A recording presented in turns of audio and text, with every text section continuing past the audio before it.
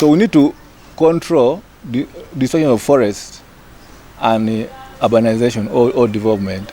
Let us designate some places which are forests, nobody should touch them, so we keep our medicines. A renowned pharmacologist, managing director of Jenna Herbal Limited and lecturer at Mbarara University of Science and Technology, Professor Patrick Ogwang, has spent decades researching herbal medicine. His interest in medicinal plants began in childhood. So what inspired me is that growing up as a child in Soroti, we used to take these herbal medicines. My mother would make them for us when we are sick, and the following day you are back to school. Unlike these days whereby you go to hospital, you take a week to recover, those days for us we recover in one day. That's how powerful these plants are. During the COVID-19 pandemic, Professor Ogwang and his team developed Covidex, a herbal formulation derived from indigenous plants including eucalyptus, lemongrass, and wabogia. The product gained national and international attention as many people sought alternative supportive remedies. These plants are medicinal. Imagine if Zankuxylum and wabogia were not there in 2021, we would have died because of COVID. When COVID came, what saved us are the plants. So plants and healthcare go together. Conservation of medicinal plants is very important for us, and that's why I call upon every Ugandan to grow these plants in their compound, in their gardens. So this was a very big breakthrough for us, not only for me, or even for Uganda, but for herbal medicine in the world. Because for the first time, doctors and clinicians came to believe that herbal medicine can work. And that's why these days they welcome us to hospitals. Last week we were in Naguru. Among his innovations is Atavo, a plant-based anti-malarial developed from Artemisia and other local species. According to him, consistent use of such formulations has helped reduce malaria recurrency among users. The medicine for malaria prevention, which we made in two versions, at Atavo, which has now been manufactured by Day Pharma Limited, and Genamal, which we are still manufacturing. Atavo made it from 3 plants: Artemisia, Anua, avocado, and Chisubi, Mutete.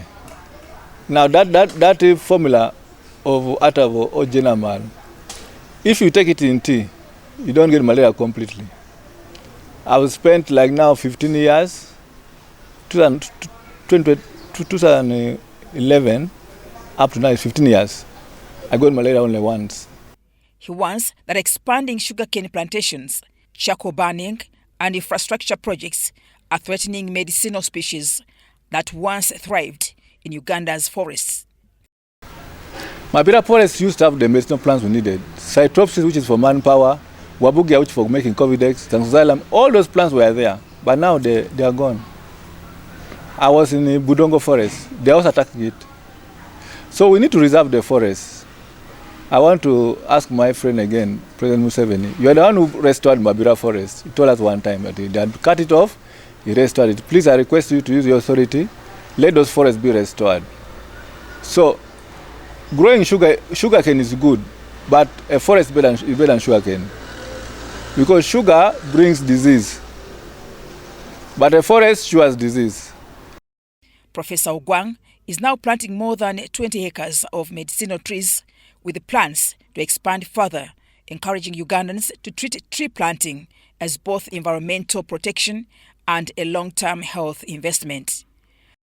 My interest is in medicinal plants and aromatic plants, and I want to encourage all Ugandans not to destroy those plants. But also when you grow some of these plants, you earn money. During the time of COVID, people in Bushenyi earned over 200 million. I send them over 200 million. They are sending me leaves of wabogia. Personally, now I've grown some trees. I pick the leaves and I earn money.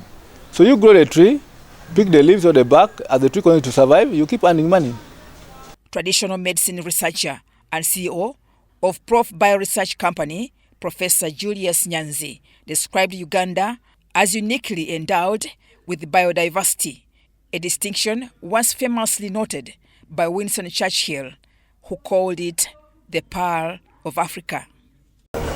When we look at Uganda, Uganda is gifted by nature. And I've written a number of books in relation to our biodiversity.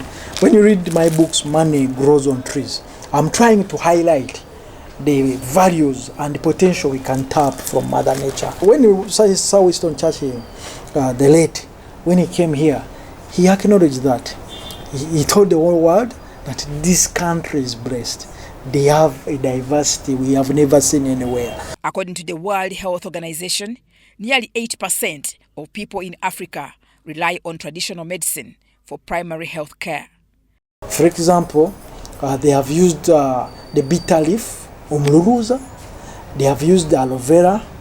They have used things like omtete, citronella, if you go to rural areas. So the traditional approach to using this has been helped a lot with the appreciation and the recommendation of World Health Organization. That means that if we don't develop this sector, we are losing out on our population because they believe in this alternative medicine or using plants to treat their animals, their poultry birds, and also themselves.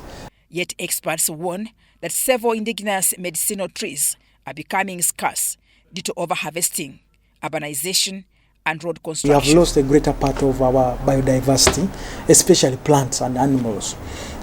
In this country of ours, people don't give a lot of value to replanting or reforestation. They believe in using in wholesome, and they don't care about the next generation. For example, when you look at our scenario of total destruction, a tree like umhobolo, or what we call the Uganda's sex tree, is no more. It was part of the Mabira Foundation and also diversity, but with this excessive harvesting, it became extinct. He advocates value addition as the key to conservation. Instead of cutting trees for timber or charcoal, communities can extract essential oils, manufacture mosquito repellents, produce cosmetics, and develop standardized herbal capsules. So for me, what I can propose, we can conserve at the same time add value, what we call constructive value, not destructive value. When you get a tree like Prunus africana, or let's say the incense tree, for us, we make incense oil from the sap. Tapping incense or the incense sap doesn't damage the tree.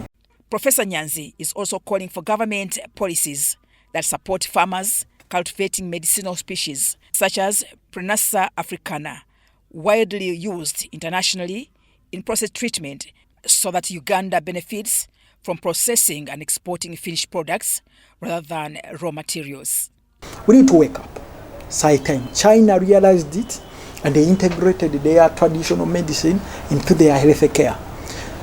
The reason is why they have not given us an opportunity, because we have much of what they don't have. But we need to wake up. How have these countries like China, India, how have they developed their pharmacopoeias? We have not pushed the African pharmacopoeia. There are people who have tried the Egyptians with their Elbaz papyrus. The Uganda Wildlife Authority says protected areas are not only habitats for animals, but reservoirs for medicinal plant species. That as UWA, if you look at our protected areas, we are not only conserving animals, but also conserving other plants. In this case, when you're talking about wildlife, we're talking about flora and fauna. And our protected areas, I can say, a reservoir of rich plants, and I would like to call it maybe a living laboratory. Uganda Wildlife Authority carries out regular patrols to curb illegal harvesting, monitors invasive species, and enforces conservation laws. However, conservation efforts go beyond enforcement. We are undertaking working closely with communities, because we know that if we don't work closely with the communities, we certainly cannot succeed. In order to conserve biodiversity, you have to conserve with communities. We share with them local revenue from the parks. 20% of our local revenues go to communities so that they are able to have an income and they don't exert pressure on the protected areas. The scientists are calling for stronger forest protection policies, large-scale planting of medicinal trees, increased research and clinical validation of herbal medicine, and greater integration between traditional and conventional healthcare systems.